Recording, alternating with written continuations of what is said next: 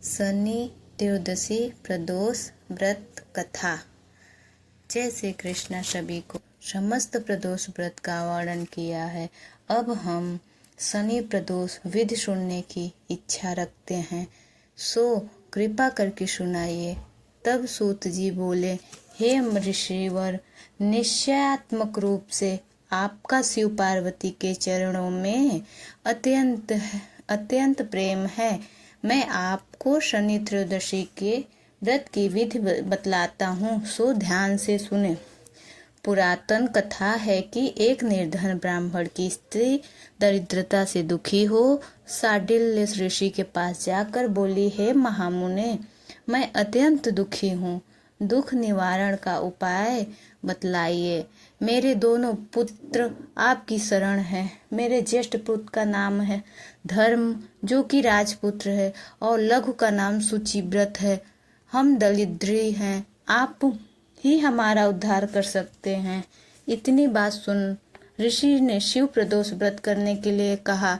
तीनों प्राणी प्रदोष व्रत करने लगे। कुछ समय पश्चात प्रदोष व्रत आया। तीनों ने व्रत का संकल्प लिया। छोटा लड़का, जिसका नाम शुचिव्रत था, एक तालाब पर स्नान करने को गया तो उस मार्ग में स्वर्ण कलश धन से भरपूर मिला। उसको लेकर वह घर आया। प्रसन्न हो माता से कहा कि माँ, यह धन मार्ग में प्राप्त हुआ है। माता ने धन देखकर शिव महिमा का वर्णन किया।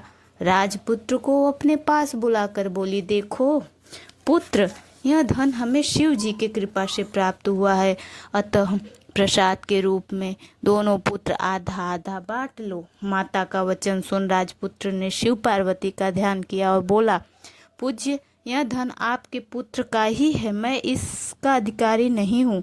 मुझे शंकर भगवान और माता पार्वती जब देंगे तब लूंगा। इतना कह के वहाँ राजपुत्र शंकर जी की पूजा में लग गया। एक दिन दोनों भाइयों का प्रदेश भ्रमण का विचार हुआ। वहाँ अनेक गंधर्व कन्याओं का क्रीड़ा करते हुए देखा। उन्हें देख शुचिव्रत ने कहा, भैया, अब हमें इससे आगे नहीं जाना है। इतना कहकर शुचिव्रत उसी स्थान पर बैठ गया, परंतु राजपुत्र अकेला ही स्त्रियों के बीच में जा पहुंचा। वहाँ एक स्त्री अति सुंदरी राजकुमारी को देख मोहित हो गई और राजपुत्र के पास पहुंचकर कहने लगी कि हे सखियों, इस वन के समीप ही जो दूसरा वन है, तुम वहां जाकर देखो। भली भांति के पुष्प खिले हैं, बड़ा सुहावना समय है, उसकी शोभा देख आओ। मैं यहाँ बैठी हूँ, मेरे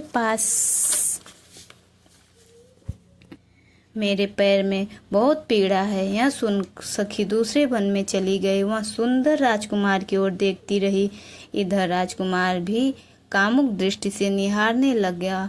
युवती बोली, आप कहाँ रहते हो? वन में कैसे पधारे? किस राजा के पुत्र हैं? क्या नाम है? राजकुमार बोला, मैं विदर्भ नरेश का पुत्र हूँ। आप अपना परिचय दे। युवती बोली, मैं विद्रविक नाम गंधर्व की पुत्री हूँ। मेरा नाम अंशुमती है। मैंने आपकी मन स्थिति को जान लिया और आप मुझ पर मोहित हैं। विधाता ने हमारा तुम्हारा संयोग मिलाया है। युवती ने मोतियों का हार राजकुमार के गले में डाल दिया। राजकुमार हार स्वीकार करते हुए बोला कि हे भद्रे, मैंने आपका उपहार स्वीकार कर लिया है, परंतु मैं निर्धन हूँ। राजकुमार की इस वचनों को सुनकर गंधर्व कन्या बोली कि मैं जैसा कह चुकी वैसा ही करूंगी, आप अपने घर जाएं। इतना करके गंधर्व कन्या सखियों से जा मिली। घर जाकर राजकुमार ने शुचिव्रत को सारा वृत्तांत कह सुनाया। जब तीसरा दिन आया, वह राजपुत्र शुचिव्रत को लेकर उसी वन में जा पहुंचा। वहीं गंधर्व राज अपनी कन्या को लेकर आ पहुंचा। इन दोनों राजकुमार को देख आसन दे कहा कि मैं कैलाश पर गया था। वहाँ शंकर जी ने मुझे कहा कि धर्मगुप्त नाम का राजपुत्र है, जो इस समय राज्य विहीन निर्धन है, मेरा परम भक्त है। हे गंधर्व राज, तुम उसकी सहायता करो।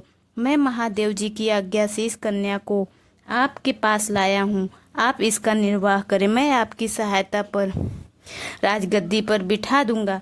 इस प्रकार गंधर्व राज ने कन्या का विधिव्रत विवाह कर दिया। विशेष धन और सुंदर गंधर्व कन्या को पाकर राजपुत्र अति प्रसन्न हुआ। भगवान की कृपा से अपने शत्रु का दमन कर दे राज्य का सुख भोगने लगा।